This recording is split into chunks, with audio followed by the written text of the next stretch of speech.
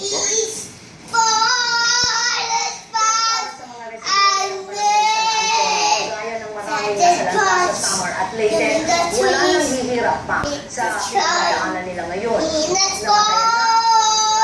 Ngayon, ang kinakaharap nila. Sila mismo ay hindi alam kung ganito kalawang ang pinsalang iniwan ng bagyong Yolanda sa barangay San Antonio. Mahigit dito. Sinaso nila ang hirap na ginagawa ng pamilya sa araw-araw. 7 ang anak niya, 4 years old ang bunso. Ang panganay na anak, nagtatrabaho sa Pampanga. Hindi pa alam ang kinapit nila. How about the shake shake? Shake. Yung mga bata po, minsan may noodles, yung nagsasalado kami, sabi nila kami sa And the flowers. sabi ko kami, And the flowers. ako naman kahit hindi ako pa kumakain.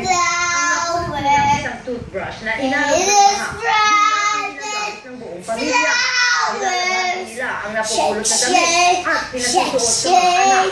At sa gabi naman, todo ang pagpaypay niya sa mga bata dahil malamok. Isa lang at hindi rin ang pinasuot sa kasagsagan ng bagyo ang anak. Mahirap talaga, ma'am. Mahirap as in mahirap.